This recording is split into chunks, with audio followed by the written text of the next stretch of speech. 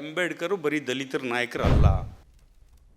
ನನಗೆ ಈ ಅಂಬೇಡ್ಕರ್ ಬಗ್ಗೆ ಅಥವಾ ಮನುಷ್ಯ ಘನತೆಯ ಬಗ್ಗೆ, ಅಂಬೇಡ್ಕರ್ ಕನಸ್ಕೊಂಡಂಥ ಮನುಷ್ಯ ಘನತೆಯ ಬಗ್ಗೆ ಯಾಕೆ ಗೌರವ ಅಂದರೆ, ನೋಡಿ, ಬಸವಣ್ಣನ ಕೊಂದಾಗ ತುಂಬ ಜಾತಿಗಳನ್ನು ಸೇರಿಸಿ ಅವರು ಶರಣರನ್ನಾಗಿ ರೂಪಿಸಿದರು.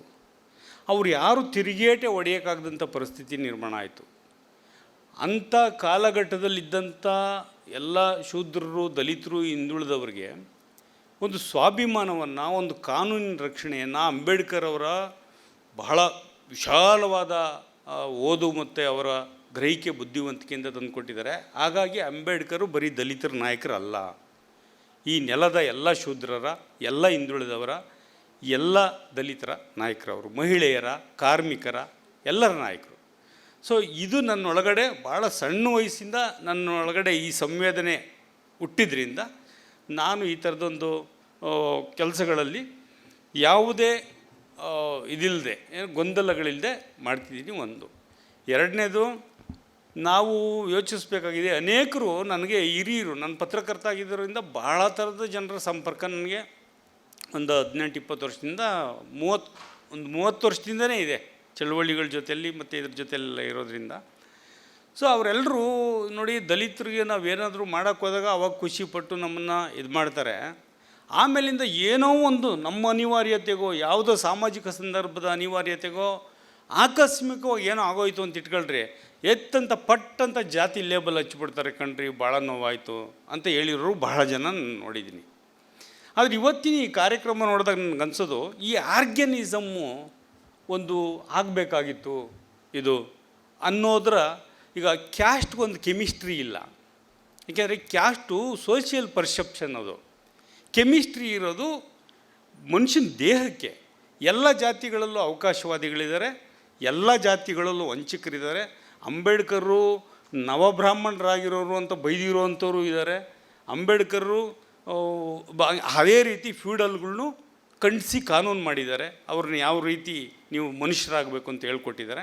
ಸೊ ಅಂಬೇಡ್ಕರ್ ತತ್ವ ಇದೆಯಲ್ಲ, ಅದು ಎಲ್ಲರನ್ನ, ಮನುಷ್ಯರನ್ನು, ಹ್ಯೂಮನ್ ಬೀಯಿಂಗ್ಸನ್ನು ಅಷ್ಟೇ ಅಲ್ಲ, ಒಂದು ನೆಲವನ್ನು, ಒಂದು ಅಲ್ಲಿನ ನೈಸರ್ಗಿಕ ಸಂಪನ್ಮೂಲವನ್ನು, ಅಲ್ಲಿನ ಸಮಗ್ರತೆಯನ್ನು, ಅಲ್ಲಿನ ಪ್ರಾಣಿ ಪಕ್ಷಿಗಳಿಗೂ ಕಾನೂನಿದೆ ನಮ್ಮಲ್ಲಿ.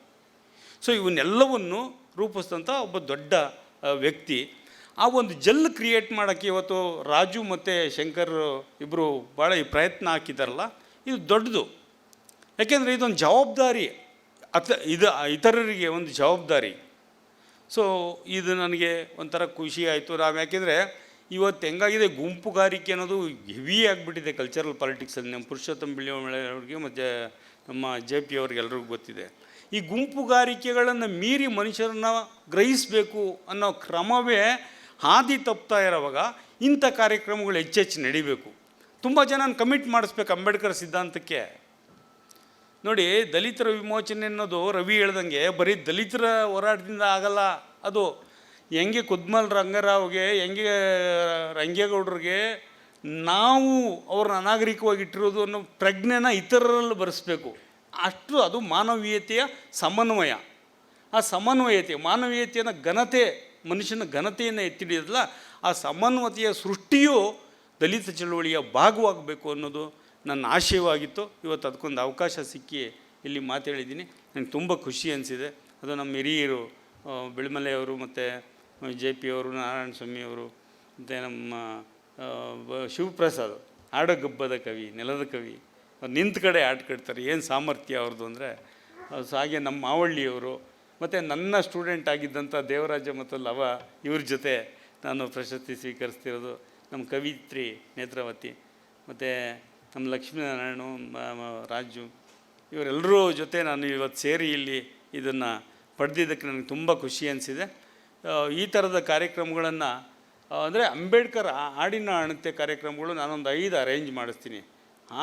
ಹಾಡೋಕ್ಕೆ ನೀವೊಂದು ತಂಡ ಬಂದರೆ ಅದೇನಿದೆ ಎಕ್ಸ್ಪೆನ್ಸ್ ಎಲ್ಲ ಕೊಟ್ಟು ಒಂದು 5 ಇದು ಎಂಥದ್ದು ಗ್ರಾಮ ಪಂಚಾಯಿತಿ ಹೆಡ್ ಕ್ವಾರ್ಟ್ರಲ್ಲಿ ನಾನು ಅರೇಂಜ್ ಮಾಡ್ತೀನಿ, ನಮ್ಮ ಹೆಸರುಘಟ್ಟ ಹೋಬಳಿಲಿ. ದಯಮಾಡಿ ಬರಬೇಕು ಅಂತ ಕೇಳ್ಕೊಂತ ನಾನು ಮಾತು ಮುಗಿಸ್ತೀನಿ. ನಮಸ್ಕಾರ.